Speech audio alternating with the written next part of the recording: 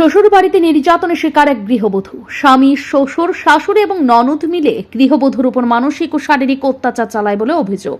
শনিবার আগরতলা প্রেস ক্লাবে এক সাংবাদিক সম্মেলনে ধলেশ্বরের সুজিত সাহার ছেলে শুভঙ্কর সাহা, সুজিত সাহার স্ত্রী দীপ্তি রানী সাহা এবং তার কন্যা সুইটি সাহার বিরুদ্ধে এই অভিযোগ করলেন মাখন সাহা। সাংবাদিক সম্মেলনে মাখন সাহা বলেন, চলতি বছরে 20 ফেব্রুয়ারি তার কন্যাকে শুভঙ্কর সাহার সঙ্গে বিয়ে দিয়েছেন। হিন্দু শাস্ত্র ও সামাজিক রীতিনীতি মেনেই তাদের বিয়ে হয়েছে। 23 ফেব্রুয়ারি তাদের বৌভাতের অনুষ্ঠান হয়েছে। ফিরে যাত্রার পর থেকে শুরু হয়ে যায় মাখন সাহার মেয়ের উপর একের পর এক অত্যাচার। মেয়ের শ্বশুর, শাশুড়ি, ননদ মিলে মেয়েকে অকথ্য ভাষায় গালিগালাজ করতে থাকে। তাদের দাবি, গৃহবধূকে তার বাবার বাড়ি থেকে 10 লক্ষ টাকা এনে দিতে হবে। টাকা দিয়ে তারা পুনরায় দোকান চালু করবে। গত 14 মার্চ হোলির দিন মেয়ের শ্বশুর, শাশুড়ি, ননদ মিলে ঘরে দরজা জানালা সব বন্ধ করে দেয়। মাখন সাহার মেয়েকে বলে তার বাবাকে বলতে ফ্ল্যাট ক্রয় করে দিতে। তাতে মেয়ে অসম্মতি জানায়, কারণ মেয়ের বাবার পক্ষে ফ্ল্যাট ক্রয় করে দেবার মতো অর্থ নেই। 16 এপ্রিল মাখন সাহার কন্যা ঘুম থেকে উঠতেই তাকে বলে বাবার বাড়ি থেকে 10 লক্ষ টাকা এনে দিতে। মেয়ে রাজি না হলেই তাকে মারধর করতে থাকে। শাশুড়ি চুলের মুঠো ধরে টানতে থাকে আর ননদ তাকে ঘর থেকে ধাক্কা দিয়ে বের করে দিতে চেষ্টা করে। তার স্বামী শুভঙ্কর তার উপর জুতা ছুড়ে।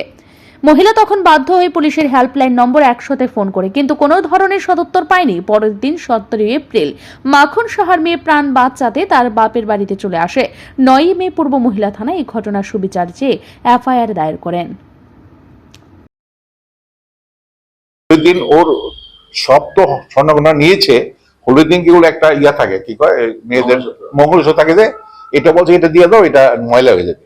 এটা তাদের দেওয়া জিনিস ছিল আর কি, মঙ্গলসূত্র রিমুভ করা যায় না আর কি। তো এরা জোর নিয়েছে, নানান ভাবে শারীরিক এবং মানসিক অত্যাচার করছে প্রতি, যেটা ইনটলারেন্স। এবং এবং আমি এখানে এগুলা মেইন উদ্দেশ্য ছিল যে যে অত্যাচার উপস্থিত হয়েছে, আমি তো এক্সপ্লেন করে শেষ করতে পারবো না, ও একটু বলবে। এই অত্যাচারটা আমি এই জন্য এখানে প্লেসমেন্ট করেছি, যাতে মানুষ জানতে পারে। একটা ও MBA মার্কেটিং পাস করা, 1st ক্লাস। তাদের বলছে তুমি ইয়ে করো, দেখবার সুন্দর বলে দেখবার দুইটাই গড়ে যেতে হবে। বড় বড় ডেক আছে যে 8-10 জন খায়, দেখলাম দুইটাই গড় যাইতে হইব, পায়খানা পরিষ্কার করতে কিছু কথা বলবে সম্ভব একটা। এখন কি চান আপনি? কি চান? আমরা কিছু শাস্তি চাই, আর কিছু লাগে না। মাখন সাহার ভাই অভিযোগ করেন, তার ভাই যে বিবাহ নিয়ে শুভঙ্কর সাহা ও তার বাবা সুজিত সাহা মেয়ের পরিবারের লোকেদের সঙ্গে প্রতারণা করেছেন। একদিকে ছেলের বয়স বলেছে 32 বছর, অথচ ছেলের বয়স ছিল 42 বছর। তার শরীরে বিভিন্ন ধরনের রোগ ব্যাধিও রয়েছে। সেন্ট্রাল রোডে তাদের কোনো দোকান নেই। কিছুদিনের জন্য একটি দোকান ভাড়া নিয়েছে, এখন সেই দোকান বন্ধ। এই সব বিষয়গুলি তারা ইচ্ছাকৃতভাবেই গোপন রেখেছে। প্রতারণা করছে। আমরা সরল মানুষ, আমার দাদা সিনিয়র সিটিজেন, সারা জীবন চাকরি করে আইছে, এইসব এত স্কুটিনি করে দেখছেও না, দেখতে শোনা আমাদের একদম সাজ্জা বাজ্জা বয়ে দিছে। বসার পরও হ্যাঁ তারা আমরা জিনিসটা ইমাজিন করতে পারছি না। আমরা যাচাই করে জিগেছি, ছেলের দোকানটা দেখা যাচ্ছে, দোকানটা দেখছি, বাড়িটাও দেখছি।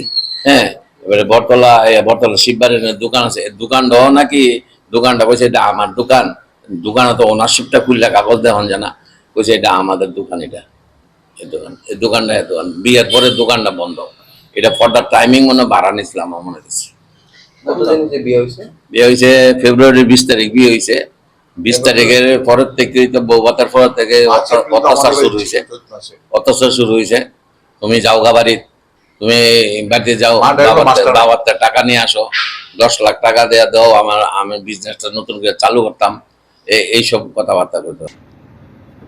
মাখন সাহা তার মেয়ের উপর এই ধরনের অত্যাচার সুবিচার চাইছেন। সেই সঙ্গে তিনি মেয়েকে বিয়ে দিয়ে যেভাবে প্রতারণার শিকার হয়েছেন, এই ধরনের প্রতারণার শিকার যাতে আর কেউ না হন, তাই রাজ্যের মানুষকে সচেতন থাকার আহ্বান জানান তিনি।